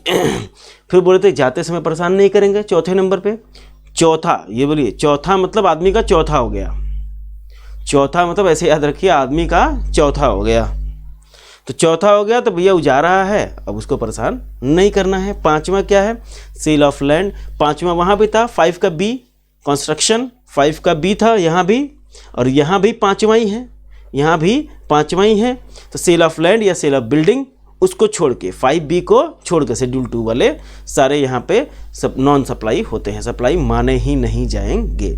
फिर छठा नंबर क्या है? छठा नंबर बोलता है कि भैया एक्शनेबल क्लेम जो होते हैं ना, एक्शनेबल क्लेम जो हम लोग पढ़े थे भाई साहब, एक्शनेबल क्लेम सप्लाई नहीं होते हैं। हाँ, लेकिन बोल रहा है कि एक्शनेबल क्लेम में 3 ऐसे एक्शनेबल क्लेम हैं, जैसे लॉटरी, बेटिंग और गैम्बलिंग। ये तो सप्लाई माने जाएंगे, ये सप्लाई माने जाएंगे। एक्शनेबल क्लेम इन तीनों को छोड़ के, एक्शनेबल क्लेम इन तीनों को छोड़ के सप्लाई नहीं माने जाएंगे। इन तीनों को छोड़ के एक्शनेबल क्लेम बाकी वाले जो हैं वो सप्लाई नहीं माने जाएंगे, ये तीनों सप्लाई मानी जाएंगे। ठीक, इसमें को joint reading of said provision implies that only lottery, betting, gambling are treated as supply, all other supply नहीं माने जाते। ऑल अदर एक्शनेबल क्लेम जो है वो outside the ambit of definition of supply हैं। Some of the other example of actionable claim are right to recover insurance money, claim of arrears of rent, claim for future rents. ये सब देखिए examples हैं actionable claims के, इन सब के ऊपर कोई जीएसटी नहीं है। Claims for future rents, unsecured loans, unsecured debenture, bill of exchange, promissory note, bank guarantee, fix deposit receipts, right to the benefit of the contract, ये सब चीज़ें हैं। अब ये तो हो गया छठा actionable claim other than lottery, betting, gambling. क्या? Lottery, betting, gambling, lottery, betting, gambling, lottery, betting, gambling. क्या है? Actionable claim other than lottery, betting, gambling. Actionable claim other than lottery, betting, gambling. 6 number. ठीक, 6 number से याद रखिए कि भाई हमने क्या किया कि मैच में सिक्सर पे हमने बैटिंग लगाई थी, सिक्सर पे हमने बैटिंग लगाई थी, सिक्सर पे हमने बैटिंग लगाई थी। तो क्या है ये? Actionable claim other than lottery, betting, gambling. अब एक और है, ये बोलता है मर्चेंट ट्रेडिंग मतलब क्या होती है? Out and out supply. भाई बाहर ही हम माल खरीदे और बाहर का बाहर ही उसको किसी और को बेच दिए, इंडिया में आया ही नहीं, तो भाई जीएसटी हम किस पे लगाएं?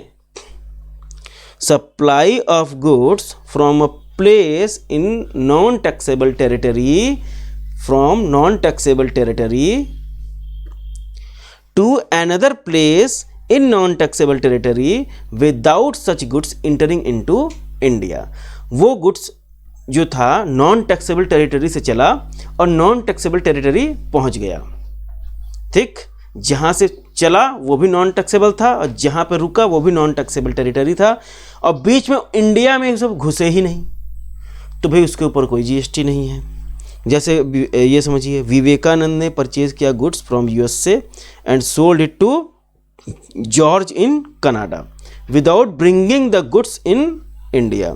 This transaction is neither supply of goods nor supply of services. Clear? Non supply है। फिर क्या है भैया? 8वां नंबर क्या हुआ?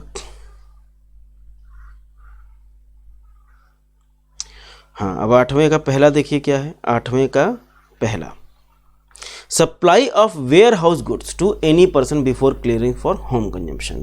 भाई कस्टम यदि आप पढ़े होंगे या आगे पढ़ेंगे, हालांकि हम तो कस्टम नहीं पढ़ा रहे हैं, देखा जाएगा बाद में, पहले जीएसटी अपने ख़त्म करें टाइम से। Supply of warehouse goods, warehouse goods मतलब क्या होते हैं कि भाई कस्टम पोर्ट पे जब माल आते हैं और हमारे पास छुड़ाने का, उसके पास छुड़ाने का मतलब पैसा नहीं है, ड्यूटी देना है, या उसको हमारे पास रखने की जगह नहीं है, हम छुड़ा के करेंगे, कभी ऑर्डर तो आए नहीं है उसके, मतलब वो हमारे पास आएंगे भी तो बेकार पड़े रहेंगे, तो मैं ठीक है, मैं क्यों ड्यूटी उसको फ्री करूँ, ड्यूटी पेड करके अपने यहाँ लाके भाई स्टोरेज भी बढ़ाऊँ। तो हम क्या करते हैं कि भाई ठीक है, हाँ 1 महीने बाद इसकी डिमांड आएगी, 1 महीने तक इसको वेयर हाउस में रखवा देते हैं, वेयर हाउस में रखवा देते हैं, तो वेयर हाउस में रखवाने का एक फ़ायदा होता है, आपको ड्यूटी नहीं पे करनी होती है, तुरंत का तुरंत जब आप वेयर हाउस से माल छुड़वाएंगे तब ड्यूटी पे करनी होती है। तो वेयर हाउस में माल है, इसका मतलब ऐसा माना जाता है कि वो कस्टम अथॉरिटी के पास ही माल पड़ा है, वो जो इम्पोर्टर ने इम्पोर्ट किया था उसके पास तो माल अभी आया ही नहीं। अब वो इम्पोर्टर क्या करता है, वेयर हाउस में से ही माल बेच देता है। वेयर हाउस में मैंने क्या किया, 1000 पीस मंगवाया था, तो 1000 पीस मंगवाया, अब उसमें क्या किया हमने, 100 पीस किसी को बेच दिया, 100 पीस किसी को बेच दिया, 100 पीस किसी को बेच दिया। तो 100 पीस किसी को बेच दिए, तो भाई बाहर का बाहर हम बेच दिए, वेयर हाउस से ही, वेयर हाउस से ही हमने क्या किया, बाहर का बाहर बेच दिया। तो कोई दिक्कत वाली बात नहीं है। अब इसमें जो माल छुड़वाएगा, जो कस्टम ड्यूटी देगा, वो IGST दे देगा। क्लियर है? चलिए बी पॉइंट पे आते हैं। हाँ, तो 8वें का बी क्या कह रहा है भैया, देखा जाए।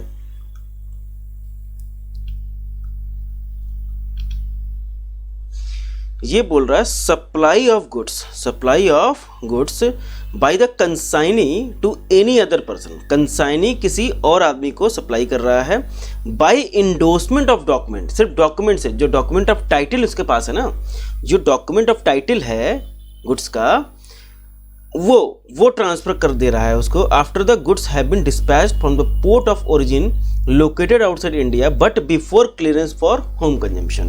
मतलब इसको बोलते हैं हम लोग कस्टम में हाई सी सेल, इसको बोलते हैं कस्टम में हाई सी सेल।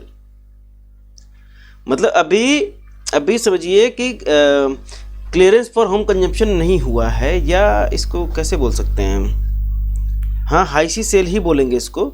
मतलब आप ऐसे समझिए कि जैसे मान लीजिए कि ये इंडिया है, ठीक है, ये इंडिया है। अब यहाँ पे जहाज आ गई है, ठीक, यहाँ पे जहाज आ गई है। अब यहाँ पे जहाज आ गई है, अभी यहाँ लगी नहीं है, ठीक है, अभी लगी नहीं है, या लग भी गई है, माल भी उतर गया है, लेकिन क्लियर नहीं कराए हम, होम कंजम्पशन के लिए क्लियर नहीं कराए हैं। उसके पहले ही हम किसी और को माल वो बेच दिए, डॉक्यूमेंट ऑफ टाइटल ट्रांसफर कर दिए, ठीक है, डॉक्यूमेंट ऑफ टाइटल ट्रांसफर कर दिए, जिसकी जो दिखा के हम वहां माल लेने वाले थे। अब वो क्या करेगा, जिसको हमने बेचा वो जब जाके माल छुड़वाएगा तो वो IGST पे कर देगा, इसीलिए हमने जो उसको डायरेक्ट बेचा उस पर IGST नहीं है। क्लियर है? तो इसमें कितने, अब इसमें भी एक एग्जाम्पल है, वो देख लेते हैं। प्रसून ऑफ इंडिया है, उसने इंपोर्ट किया कुछ गुड्स फ्रॉम जापान।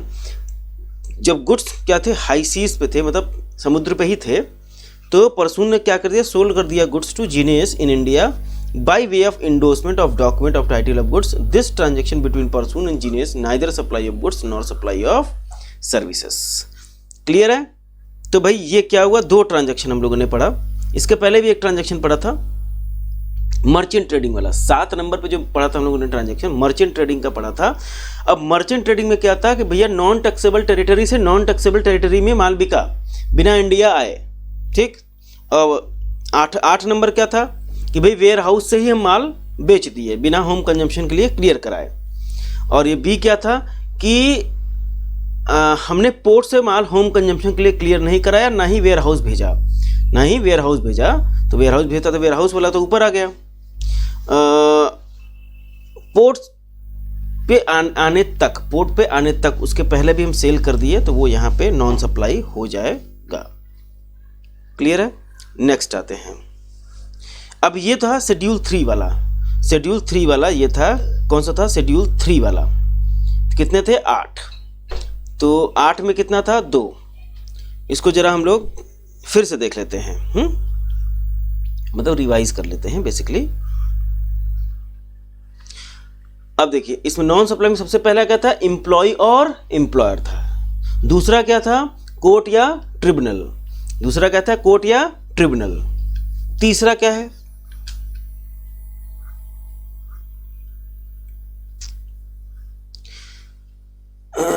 तीसरा में 2 हैं, तीसरा में 2 हैं। एक तो MP MLA आ गए, एक तो MP MLA आ गए, और दूसरे स्पेशल ऑफिस जो होल्ड किए हुए हैं, जैसे president, prime minister, chief minister, ये सब चीज़ें।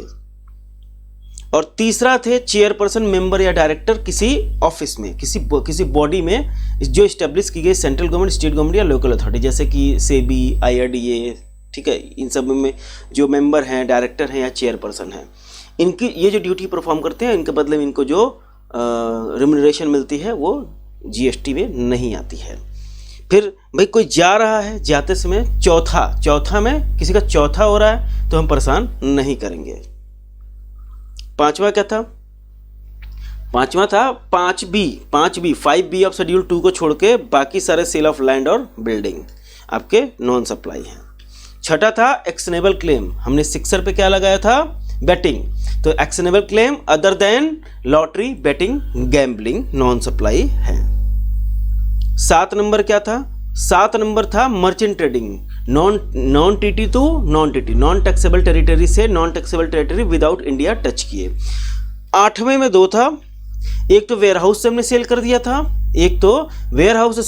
था, और एक फिर हमने कस्टम पोर्ट पे आने से पहले, मतलब होम कंजम्पशन क्लियर करने से पहले सेल किया था, हाई सी सेल जिसको बोलते हैं। तो ये हम लोग का क्या हो गया? ये हम लोग का हो गया शेड्यूल 3 में नॉन सप्लाई। अब कुछ नॉन सप्लाई जो हैं वो 7(2)B की यदि बात करें तो कुछ नॉन सप्लाई नोटिफिकेशन के थ्रू भी देखे जाते हैं, क्योंकि गवर्नमेंट एम्पावर्ड है नोटिफाई करने के लिए। तो इसमें गवर्नमेंट ने नोटिफाई किया है, 2 काम नोटिफाई किया है, एक जो है पंचायत के फंक्शन होते हैं और एक म्यूनिसिपैलिटी के जो फंक्शन होते हैं। शहर में म्यूनिसिपैलिटी चलती है और गाँव में पंचायत चलता है। इन लोग की जो सर्विस है और इन लोग को इस सर्विस के बदले जो पैसा मिलता है तो वो भैया नॉन सप्लाई है। पंचायत का 243G ऑफ द कॉन्स्टिट्यूशन में आता है आर्टिकल, और ये आर्टिकल 243W में आता है, ठीक है, म्यूनिसिपैलिटी वाला।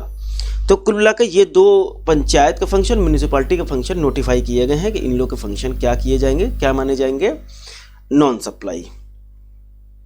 अब फिर है इसमें और भी देख लेते हैं, और भी नोटिफाई किए गए। पहला तो ये नोटिफाई किया गया, दूसरा एक और चीज़ नोटिफाई किया गया है, एल्कोहलिक लीकर का नोटिफाई किया गया है कि भाई क्या होता था कि alcoholic liquor for human consumption जो होता है वो GST के दायरे में नहीं है। अभी हम लोग आगे पढ़ेंगे इस चीज़ को, जब लेवी ऑफ GST हम लोग पढ़ेंगे तो GST के जब दायरे में ही नहीं है तो भाई जो एल्कोहलिक लीकर लाइसेंस ग्रांट होता है उसके बदले में हम लाइसेंस फीस जो लेते हैं तो क्या उसके ऊपर GST लगेगी?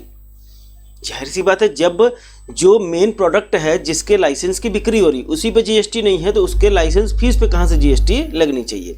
लेकिन पहले डिस्प्यूट था, इस डिस्प्यूट को ये नोटिफिकेशन निकाल के ख़त्म कर दिया गया कि अगर एल्कोहलिक लीकर का लाइसेंस ग्रांट कर रही है स्टेट गवर्नमेंट किसी को और उसके बदले में जो लाइसेंस फीस ले रही है तो भैया सीधी सी बात है वो ना ही सप्लाई ऑफ गुड्स है ना ही सप्लाई ऑफ सर्विस है।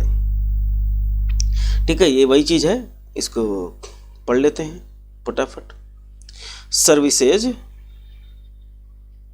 Services by way of grant of alcoholic liquor license by the state government are treated as neither supply nor supply of goods, neither supply of goods, nor supply of services. Such license granted against consideration in the form of license fee or application fee by whatever name it is called. तो भाई लेकिन बाकियों पे है, बाकी licence जो दे रहे हैं अल्कोहलिक लीकर के अलावा उस पे रहेगा, ठीक है, खाली इसी पे नहीं रहेगा, अल्कोहलिक लीकर वाले पे नहीं रहेगा।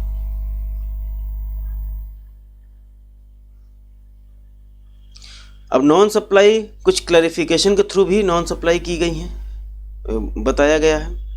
अब वो क्लैरिफिकेशन क्या क्या थी? CBIC ने क्लैरिफाई किया following activity transaction are non supplies. क्या है?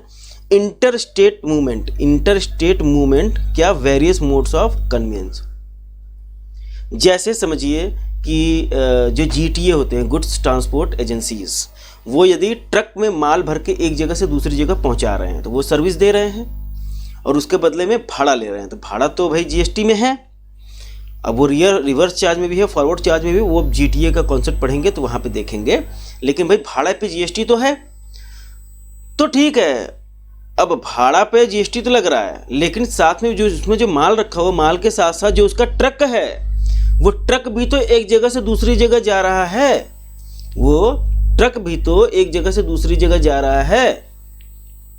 जा रहा है ना। और गुड्स में includes all types of goods, whether movable immovable. ठीक, अच्छा दूसरी चीज, अब ये होता था कंफ्यूजन थी कि भैया क्या ट्रक का भी मूवमेंट हो रहा था, क्या ट्रक के वैल्यू पे भी जीएसटी लगेगा क्या? हर बार हमने एक ट्रक बुक किया कि भाई ये हमारा माल है 500 किलो का, इसको पहुंचाना है, या 5000 किलो का माल है, इसको पहुंचाना है दिल्ली से वाराणसी, तो क्या दिल्ली से वाराणसी तो हमारा माल आया, उस पर भाड़ा हमने दिया, उस पर जीएसटी पे किया, लेकिन क्या ट्रक की वैल्यू पे भी जीएसटी पे करेंगे क्या? नहीं, जब तक कि वो फर्दर सप्लाई के लिए यूज नहीं हो रहा हो। हालांकि ये बहुत छोटी सी चीज़ है, ये पता था, लेकिन क्लैरिफाई करना जरूरी था भाई, इसका लोग फ़ायदा न उठाने लगे। Interstate movement of various modes of convenience between distinct person including अच्छा, लेकिन ये ध्यान रखिए बिटवीन डिस्टिंक्ट पर्सन की बात हो रही है, अरे बाप रे, ठीक है, वो आगे सब चीज़ें क्लियर हो जाएंगी। जैसे ट्रेन हुई, बस हुई, ट्रक हुई, टैंकर हुई, ट्रेलर हुई, ट्रॉली वगैरह जो होता है, वेसल हुई, कंटेनर हुआ, एयरक्राफ्ट हुआ, कैरिंग गुड्स और पैसेंजर और बोथ, और फॉर रिपेयर एंड मेंटेनेंस। तो ये चीज़ें जो हैं भले ही इसके लिए यूज हो रही हैं या इसके लिए यूज हो रही है, या गुड्स या पैसेंजर को लोड करके एक जगह से दूसरी जगह जा रही हैं, या रिपेयर एंड मेंटेनेंस के लिए जा रही हैं, except in cases where such movement is for further supply, जब तक ये फर्दर सप्लाई के लिए ना हो। shall be treated neither as supply of goods nor supply of service, therefore not leviable to GST। Clear है, इसलिए इसके ऊपर जीएसटी नहीं लगेगी। However applicable CGST, SGST, IGST as the case may be shall be leviable on repairs and maintenance done for such convenience। ठीक है, CGST, SGST, IGST जो भी रहेगा वो लेविएबल होगा। रिपेयर्स मतलब ठीक है, मतलब एक ट्रक कुछ अपना वो रिपेयर मेंटेनेंस करने के लिए एक ट्रक बना हुआ रिपेयर मेंटेनेंस का हमारा, उसमें रिग और टूल्स लगे हुए हैं। ठीक, तो वो जा रहे हैं हम लोग, रिग और टूल्स जो है वो यूज करके वहाँ पे रिपेयर मेंटेनेंस करेंगे, तो वो ट्रक की वैल्यू पे तो जीएसटी नहीं लगेगा, लेकिन जो हम रिपेयर मेंटेनेंस की सर्विस देंगे, जितने रुपए का रिपेयर मेंटेनेंस करेंगे उस पर तो जीएसटी लगेगा ना भाई। ये उसी चीज़ की बात कर रहा है, रेस्पेक्टिव जो भी वहाँ लगनी है वो तो लगेगी।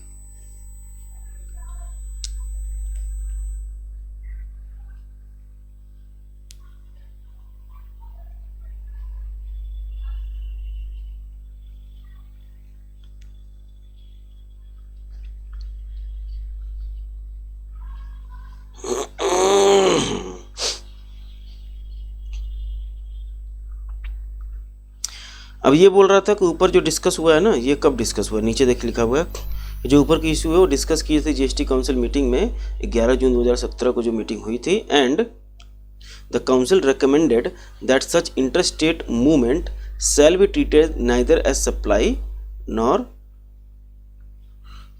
या सर्विस। ठीक है, अब एक चीज क्लैरिफाई यहाँ करना है, ये बोल रहा है interstate movement of various modes of convenience between distinct persons.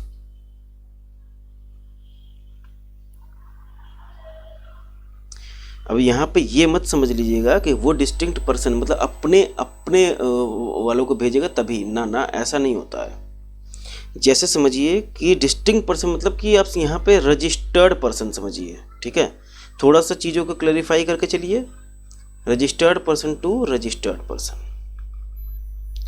अब ऐसा नहीं कि मेरा एक यहाँ पे संस्थान है, वो तो है, वो तो इंक्लूड रहेगा ही, और एक दूसरे स्टेट में हम उसको अगर भेज रहे हैं, अरे भाई बस में, इसमें बस भी तो आ गई, बस और ट्रेन भी तो आ गए, तो क्या बस एक जगह से दूसरी जगह जा रही है, एक जगह से दूसरी जगह जा रही है, तो क्या डिस्टिंक्ट पर्सन के बीच में थोड़ी हो रहा है मूवमेंट। तो यहाँ पे एक रजिस्टर्ड पर्सन से दूसरे रजिस्टर्ड पर्सन की बात हो रही है। ठीक है, चलिए वो कंफ्यूजन वाली बात नहीं है इसमें भाई। कुल मिला के अगर ट्रक से माल भेज रहे हैं तो ट्रक की वैल्यू पे जीएसटी नहीं लगेगा। ट्रक से हम यात्री को एक जगह पे, पैसेंजर को एक जगह से दूसरी जगह पहुंचा रहे हैं, तो पैसेंजर के भाड़े पे जीएसटी लगेगा। जिस बस में वो बैठ के जा रहा है उस बस के वैल्यू पे जीएसटी नहीं लगेगा। ठीक है, नेक्स्ट इसी से रिलेटेड एक और है कि इंटरस्टेट मूवमेंट ऑफ रिक्स, tools and spheres and all goods on wheels, जैसे क्रेन्स वगैरह होते हैं अपने, वो ट्रक पे सब फिटिंग होती है, रिग, टूल, स्पेयर सब लगे होते हैं, जैसे क्रेन वगैरह हो गई। अब इनका मूवमेंट हो रहा है तो इनके मूवमेंट पे जीएसटी नहीं है जब तक कि फर्दर सप्लाई के लिए ना हो या पहली बार सप्लाई के लिए नहीं यूज़ किए जा रहे हों। लेकिन ये अगर जो रिपेयर करेंगे वहाँ पे जाके, जो रिपेयर करेंगे या जो काम करेंगे, वो उस काम का जो सर्विस चार्ज है उसके ऊपर जीएसटी लगेगा। ठीक है, इसके लिए अलग से क्लैरिफिकेशन आई थी।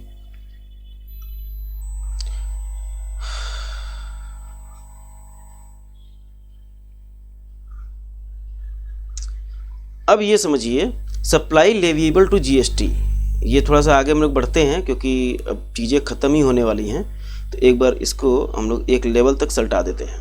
थोड़ा सा आज क्लास ज़्यादा हो रहा है, आई नो, लेकिन एक लेवल तक इसको हम लोग सल्टा देते हैं। Supply leviable to GST, for a supply to attract GST primarily two additional condition need to be satisfied. ये वही चीज़ बोल रहा है, समराइज कर रहा है कि supply must be made by taxable person, ठीक, और supply must be taxable supply. तो this two condition, additional condition have been discussed here under. तो भाई ये बोल रहा है कि भाई ठीक है, सप्लाई में जो ऊपर हम लोगों ने पढ़ा वो सब तो है ही है, लेकिन साथ में दो चीज़ें और हैं कि ये टैक्सेबल पर्सन सप्लाई करना चाहिए, और जिस चीज़ की वो सप्लाई कर रहा है वो टैक्सेबल सप्लाई होनी चाहिए। ठीक, अगर ये दोनों एडिशनल कंडीशन हैं तब तो वो सप्लाई जीएसटी के लिए लेविएबल होगा। अभी तक हम लोगों ने क्या पढ़ा, कुल मिला के एक बार मतलब समझिए इसका, यहाँ किस बारे में डिस्कशन हो रही है। ये बोल रहा है अभी तक जो बातें हम लोगों ने की सप्लाई की सप्लाई है कि नहीं है। अब अगर सप्लाई है तो सप्लाई ऑफ गुड्स है कि सप्लाई ऑफ सर्विसेज है। क्लियर है, अभी तक यही बातें हो रही थी। फिर उस पर सप्लाई में दुनिया भर की नोटिफिकेशन, ये सब चीज़ें थी। अब ये बोल रहा है कि अगर सप्लाई है तो जीएसटी उसके ऊपर कब लगेगा। पहले तो अभी हम लोगों ने देख लिया कि सप्लाई है या नहीं है तो सप्लाई ऑफ गुड्स है कि सप्लाई ऑफ सर्विस है। ठीक, और या तो वो ऐसा आता है क्या कि ना ही सप्लाई ऑफ गुड्स है ना ही सप्लाई ऑफ सर्विस है।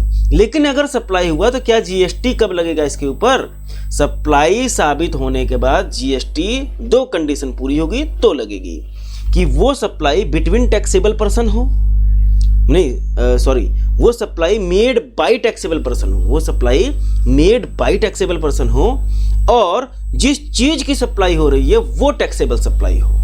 तो ये दो एडिशनल कंडीशन यदि सेटिस्फाई हुआ तो जीएसटी लग जाएगा उस सप्लाई पे।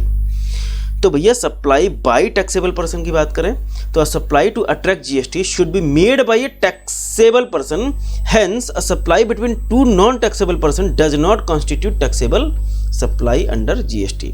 दो ठो नॉन टैक्सेबल पर्सन आपस में यदि सप्लाई कर रहे हैं कोई गुड्स का तो उनके ऊपर जीएसटी नहीं लगता है क्योंकि वो नॉन टैक्सेबल पर्सन है। जीएसटी लगने के लिए जो सप्लाई बंदा कर रहा है, जो सप्लाई कर रहा है, जो सप्लायर है, वो टैक्सेबल पर्सन होना चाहिए। हाँ, लेकिन वो जिसको सप्लाई कर रहा है वो नॉन टैक्सेबल पर्सन हो सकता है, नॉन टैक्सेबल पर्सन हो सकता है, लेकिन जो सप्लाई कर रहा है ना वो टैक्सेबल पर्सन होना जरूरी है। जो सप्लाई, जिसको हम सप्लाई कर रहे हैं वो तो नॉन टैक्सेबल हो ही सकता है। तो this restriction being taxable person only on the supplier whereas the recipient can either taxable or non taxable।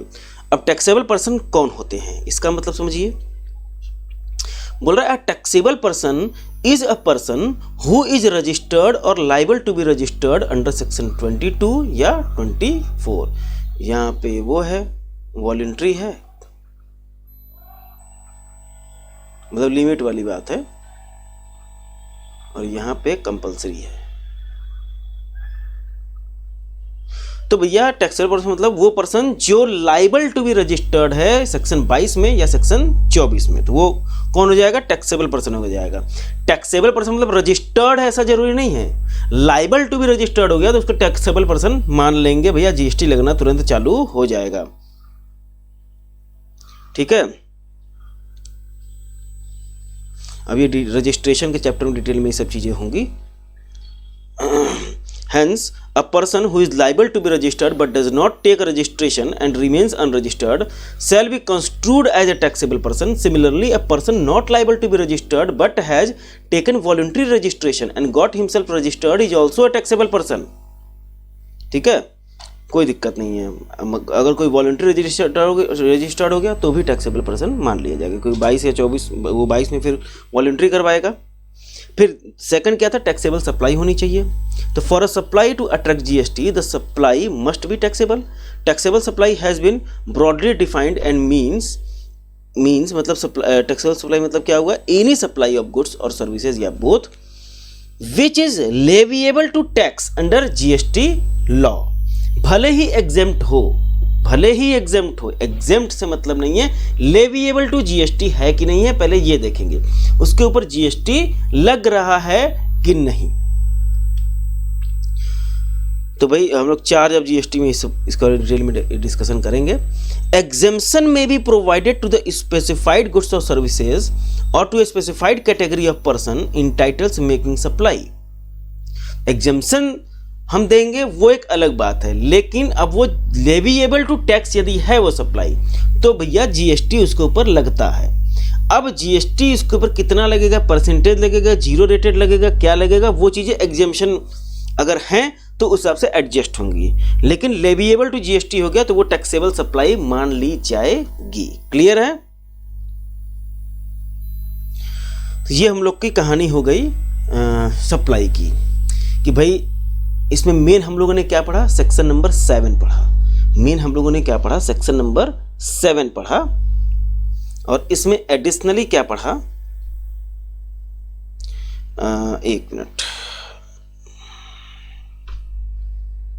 जरा हम इस पे आके आपको बता दें कि क्या है ये।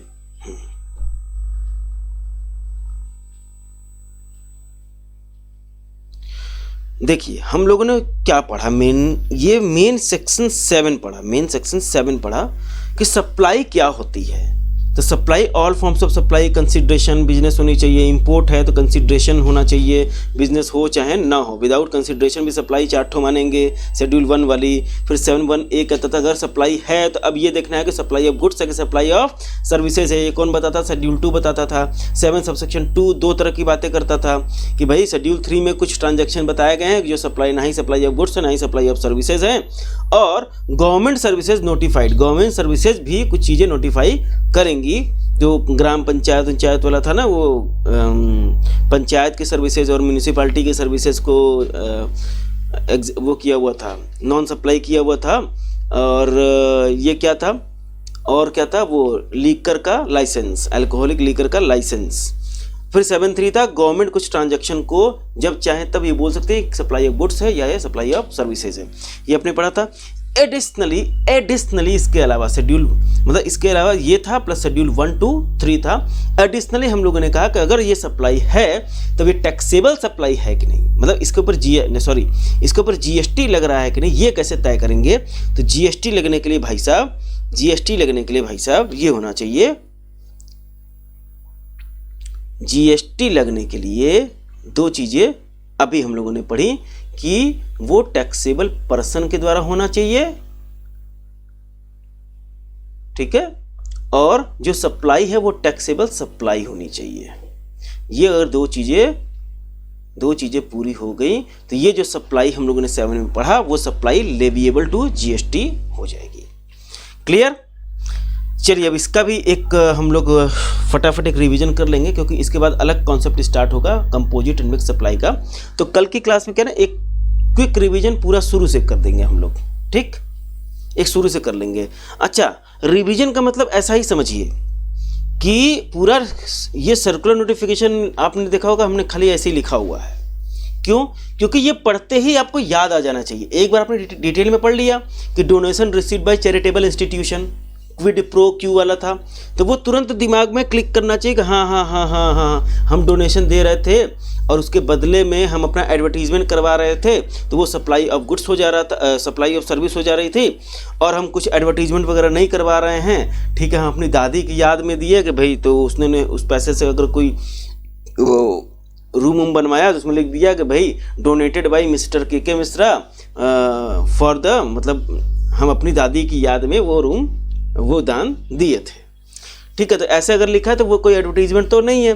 तो इस तरह पढ़ते ही प्रोविजन क्लिक हो रहा है तो ठीक, नहीं क्लिक हो रहा है तो यहाँ लिखने की जरूरत नहीं है, इंस्टीट्यूट का मटेरियल खोलिए, उसको एक बार पढ़ लीजिए, ठीक है। अब इसको जब फिर नेक्स्ट टाइम रिवाइज करने बैठेंगे तो तुरंत फिर ध्यान में आ जाएगा, हाँ यहाँ पे ये प्रोविजन था। ये होता है रिवीजन का सही तरीका कि हेडिंग पढ़ के आपको पूरा प्रोविजन याद आ जाना चाहिए, ठीक है। क्योंकि आपने प्रोविजन डिटेल में एक बार पढ़ लिया है तो हेडिंग पढ़ के आपको सारी चीज़ें याद आ जाएंगी। क्लियर है? इस तरह करके हम लोग हल्का सा कल एकदम शॉर्ट में फटाफट रिवीजन कर लेंगे। क्लियर है? चलिए कल मिलते हैं। आज थोड़ा क्लास ज़्यादा हो गई है, कल थोड़ा सा क्लास, ठीक है, कल भी 1 घंटे का ही रखेंगे या थोड़े थोड़े ना ये बढ़ाते जाएंगे पीरियड, 1 घंटे से सवा घंटे, सवा घंटे से 1.5 घंटे। एक बच्चे ने रिक्वेस्ट भी की थी कि सर कम से कम 1.5 घंटे की क्लास रखिए, लेकिन हमारे हिसाब से 1 घंटा सफिशियंट है, क्योंकि प्रोविजन पढ़ना अलग बात है, प्रोविजन को पचाना अलग बात है। हम लोग जीएसटी को दिल में उतारने के लिए पढ़ रहे हैं, ठीक है। जीएसटी का एक भी क्वेश्चन ऐसा नहीं हो कि नहीं आ रहा है। वो एक अलग बात है कि 100 नंबर का पेपर हम नहीं अटेम्प्ट कर पाते हैं, 3 घंटे में नहीं अटेम्प्ट कर पाए, हम 80 नंबर ही करके आए। लेकिन ये कॉन्फिडेंट होना चाहिए कि भाई अगर 10 मिनट और मिल जाता या आधा घंटा और मिल जाता तो भैया पेपर तो हमको सारे आ रहे थे, पेपर तो हमको सारे आ रहे थे, ये होना चाहिए, ठीक है। तो पछतावा इस चीज़ का होना चाहिए। वो भी चीज़ें कंप्लीट हो जाएंगी, मॉक वगैरह लिखने से वो चीज़ें सही हो जाती हैं। होता यह है कि रिवीजन करने पे चीज़ें याद तो आती हैं, लेकिन वो फिर दिमाग पे आने में, हाथ लिखने में, तो जब आदमी प्रैक्टिस करता है तो तुरंत दिमाग पे आता है और हाथ लिखना स्टार्ट कर देता है। तो उसके लिए प्रैक्टिस चाहिए, प्रैक्टिस मेड मैन परफेक्ट। चलिए कोई नहीं, कल मिलते हैं फिर, नमस्कार।